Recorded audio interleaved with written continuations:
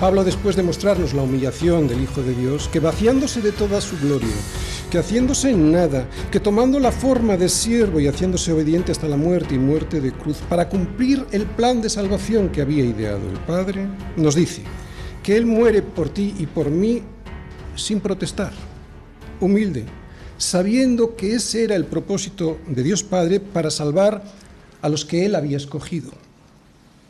Muere por sus escogidos, porque sabe cuál es el enorme poder que tiene el pecado sobre la vida humana. Pecado que consiste, o poder que consiste en que si no es Dios quien rescata, quien escoge, el ser humano jamás lo haría. Aquí vemos, pues, el gran amor de Dios por los suyos, que siendo incapaces de escoger entre lo bueno y lo malo, por haber estado toda la vida cambiando la verdad de Dios por la mentira de nuestra propia opinión, que estando muertos nos dio vida al humillarse ante el Padre y obedecer ese plan de salvación que junto al Espíritu Santo habían establecido para ti y para mí desde antes de la fundación del mundo. Por lo cual, y ahora viene la recompensa del Padre al Hijo por esta humildad obediente, al haberse vaciado de toda su gloria y haber obedecido hasta la muerte para tu salvación. Versículos del 9 al 10. Por lo cual, Dios también le exaltó hasta lo sumo y le dio un nombre que es sobre todo nombre. ¿Para qué? Para que en el nombre de Jesús se doble toda rodilla de los que están en los cielos y en la tierra y debajo de la tierra, y toda lengua confiese que Jesucristo es el Señor, para gloria de Dios Padre. ¿Qué vemos que le dio primero? Le exaltó. ¿Qué vemos lo segundo? Le dio un nombre. Y hay una tercera cosa que Pablo nos dice que Dios Padre le dio al Hijo, y que surge de estas dos anteriores. Un propósito.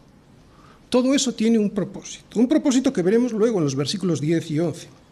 Primero, ya os lo adelanto ahora, primero es un propósito para que toda rodilla se doble ante ese nombre que es sobre todo nombre. Segundo, para que toda lengua confiese que Él es el Señor, ese nombre. Y tercera, para la gloria de Dios. Muy bien, pero antes de ver para qué, vamos a recordar por qué lo hizo así el Padre, ¿de acuerdo? Veremos luego el para qué, pero ¿por qué lo hizo así el Padre? Versículo 9. ¿Por qué lo hizo? Por lo cual Dios también le exaltó hasta lo sumo y le dio un nombre que es sobre todo nombre. Por lo cual nos está dando la clave de por qué Dios hizo lo que hizo. Y también nos ayuda a nosotros a entender el propósito de nuestra humillación delante del Señor, porque cualquiera que se enaltece será humillado y el que se humilla será enaltecido. Vamos a ver, sé que en cierta manera me estoy repitiendo porque llevamos varios domingos diciendo esto, pero hay tanto que aprender aquí en Filipenses 2 sobre la humillación del Señor, que por eso he subrayado por lo cual. Y es que por lo cual es el nexo de unión entre lo que hizo Jesús por el Padre, ante el Padre, que fue humillarse, y cómo respondió el Padre ante eso que hizo Jesús, exaltarle hasta lo sumo. Es evidente que tenemos una enseñanza aquí para nosotros y luego voy a entrar en ello, pero antes hay algo muy importante sobre el mismo Jesús, que es lo que vamos a ver ahora. En primer lugar, la exaltación de Jesús cumple la profecía que vemos en Isaías 52:13, que os voy a leer ahora, no hace falta que vayáis, y en Isaías 53, versículo 12. El primero, Dios Padre está hablando del Hijo, fíjate. He aquí que mi siervo, está hablando Dios sobre su siervo que es Jesús. Mi siervo será prosperado, será engrandecido y exaltado, será puesto muy en alto. Y es Isaías 53:12. Por tanto, yo le daré parte con los grandes y con los fuertes repartirá despojos. Por lo cual, que estamos viendo en Filipenses 2, por cuanto derramó su vida hasta la muerte y fue contado con los pecadores, habiendo él llevado el pecado de muchos y orado por los transgresores. ¿Os dais cuenta? Y también en el Salmo 2, versículo 8, en el que el Padre le promete algo al Hijo. ¿Qué es lo que le promete? Pídeme y te daré por herencia las naciones y como posesión tuya los confines de la tierra. Así pues, por lo cual que hemos visto subrayado ahí significa que la exaltación de Cristo es la consecuencia de su humillación. que la exaltación de Cristo y su reconocimiento universal como Señor, ante quien todo el mundo doblará su rodilla y confesará su nombre, es la consecuencia de su humillación, porque Dios Padre se lo prometió así. Cumple la profecía. Dios Padre lo prometió. Primero. Segundo. En segundo lugar, aunque esto es así porque el Padre se lo prometió, ¿no?, que si se humillaba le exaltaría hasta lo sumo, es que la exaltación del Hijo se hace necesaria porque es su derecho. El Hijo es igual al Padre y por lo tanto es su derecho porque Él mismo es Dios, aunque renunció a la forma de Dios para hacerse hombre.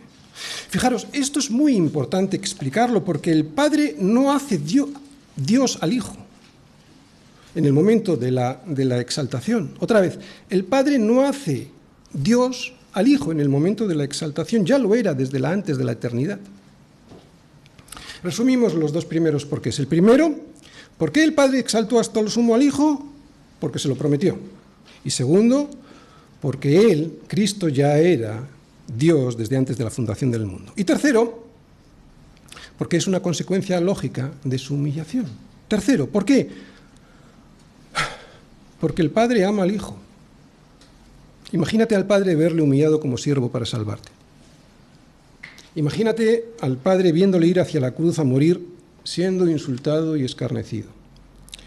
Imagínate al Padre que le ha hecho pecado por nosotros, oyéndole clamar, Dios mío, ¿por qué me has abandonado? ¿Por qué me has desamparado? Dios es amor, porque es justo. O Dios es justo porque es amor, me da lo mismo. Que no hay amor sin justicia, y no hay justicia sin amor. Por lo tanto, el amor del Padre por Él hizo que su exaltación fuera la inevitable consecuencia de su humillación. Por su amor no podía dejar de escuchar la oración de Jesús antes de ser entregado. ¿Recordáis? Padre, glorifícame tú al lado tuyo con aquella gloria que tuve contigo antes de que el mundo fuese. Jesús mismo haciéndose igual al Padre. Así que el Padre exaltó al Hijo por amor y por justicia como consecuencia de su humillación. Y ahora la aplicación pastoral, la aplicación práctica para nosotros. ¿Qué significaría esto para nosotros? ¿Qué debe significar esto para nosotros? Esta humillación nos debe servir de ejemplo para nosotros para hacer lo mismo ante mis hermanos, a los que veo que es necesario lavarles los pies, ¿no? ¿Hago esto o me doy la media vuelta cuando veo que tiene los pies sucios para que otro lo haga por mí? Lo digo porque eso es lo que hacemos muchas veces cuando dejamos de hacer lo que nos toca hacer en el servicio a la iglesia.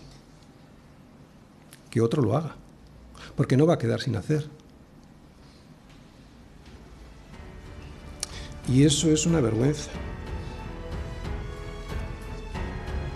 Que los demás hagan mi trabajo es una vergüenza. Es una vergüenza.